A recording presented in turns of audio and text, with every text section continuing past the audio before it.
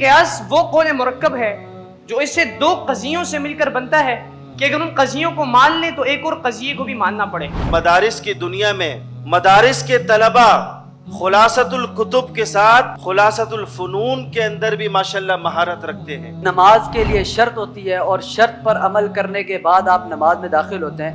اپنے اساتذہ کرام کے سامنے کھڑے ہو کر اور اتنی مشکل چیزوں کے اوپر، مشکل عنوانات کے اوپر گفتگو کرنا یقیناً یہ ایک کمال کی بات ہے۔ شركة المفاوضة أن يشترك الرجلان فيتساويان في مالهما وتصرفهما ودينهما وتنعقد على الوكالة والكفالة۔ سب سے پہلے قضیہ شرطیہ جسے کنڈیشنل پروپوزیشن اور قضیہ حملیہ جسے کیٹیگریکل پروپوزیشن کہا جاتا ہے۔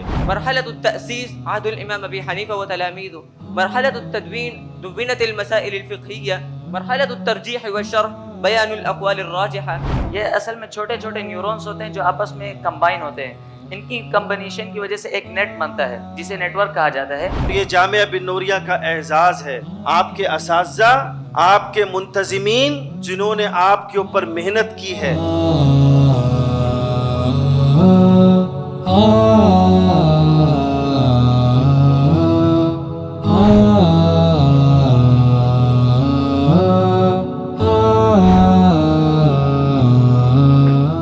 جامعہ بن نوریہ عالمیہ میں اس اہم پروگرام بعنوان خلاصۃ الفنون میں طلبہ کرام کو خوش آمدید کہتا ہوں۔ بسم اللہ الرحمن الرحیم لا اقسم بیوم القیامہ ولا اقسم بالنفس اللوامہ۔ آئی او ٹی ورک کس طرح کرتا ہے؟ ڈیوائسز آپس میں کنیکٹ ہوتے ہیں، پھر ڈیٹا سینس کرتے ہیں، اس کے بعد کمیونیکیٹ کرتے ہیں، آپس میں ڈیٹا اینالائز کرتے ہیں۔ اینالائز کرنے کے بعد جو ویلیوبل ڈیٹا ہوتا ہے نا، اس کو الگ کر کے اپنے پاس سیو کرتے ہیں اور ہمیں چاہیے ہوتا ہے وہ ڈیٹا ہمیں پرووائڈ کر دیتے ہیں۔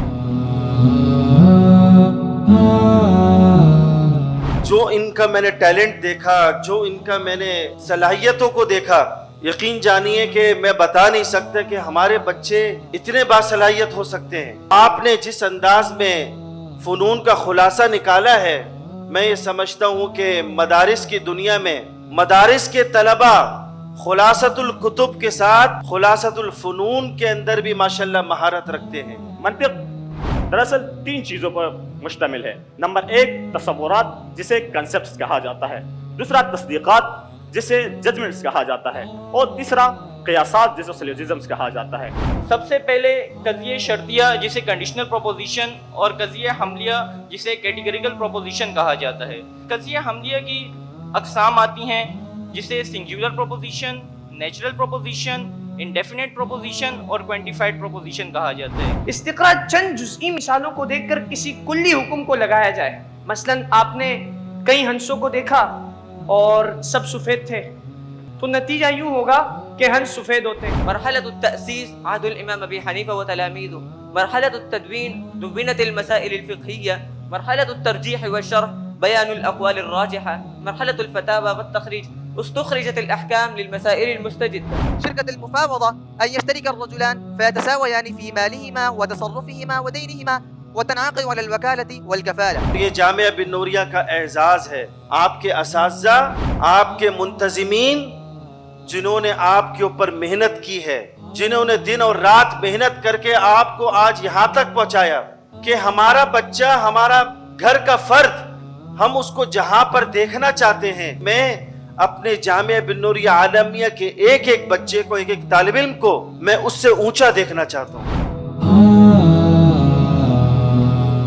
تو اس پریزنٹیشن سے مقصود دین اسلام کے دوسرے بڑے ماخذ یعنی کہ علم حدیث کا تعارف، شریعت کی روح پر عمل کرنے کے لیے حدیث کی بنیادی حیثیت سے آگاہی، احادیث کے ضبط و تحفظ، کتابت و تدوین اور امت تک اس کو پہنچانے کے حوالے سے محدثین کے انتھک مجاہدے اور لاجواب خدمات۔ نماز کے لیے شرط ہوتی ہے اور شرط پر عمل کرنے کے بعد آپ نماز میں داخل ہوتے ہیں۔ اسی طرح آپ علوم قرآن کو پڑھیں گے، اس کو سمجھیں گے، تو اس کے بعد آپ قرآن کریم کی تفسیر اور قرآن کریم کے معانی کو صحیح معنوں میں سمجھ سکیں گے۔ نبی کا لب پر جو ذکر ہے بے مثال آیا کمال آیا. یہاں پر اسکرین میں آپ کو دکھایا گیا کہ چھوٹے چھوٹے نیورونس ہیں.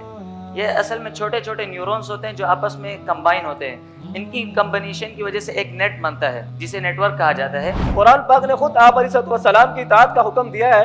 سورۃ النساء آیت نمبر 80 کے اندر ہے جس نے رسول اللہ صلی اللہ علیہ وسلم کی اطاعت کی گویا اس نے اللہ تعالیٰ کی اطاعت کی.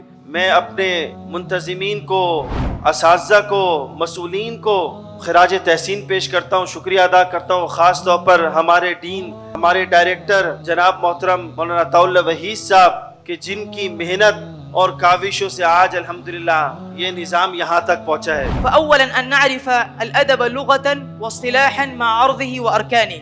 الأدب في اللغة يرجع في أصله إلى معنى الدعاء. إن الأدب العربي من يوم نشأته إلى يومنا هذا لقد مر بمراحل متعددة حتى عصرنا الحاضر ما زال متأثر باللغة العربية نفسها وبيئتها الاجتماعية والدينية والسياسية.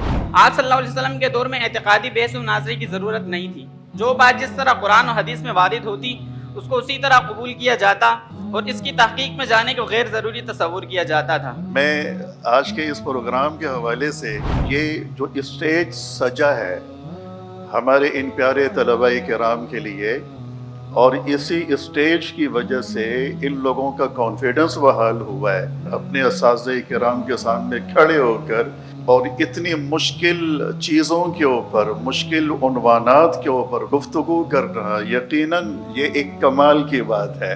الحمدللہ رب العالمین والصلاة والسلام على سید الانبیاء والمرسلین وعلى آلہ واصحابہ اجمعین وصلی اللہ تعالی علی خیر خلقہ محمد وعلى آلہ واصحابہ اجمعین برحمتک یا ارحم الراحمین.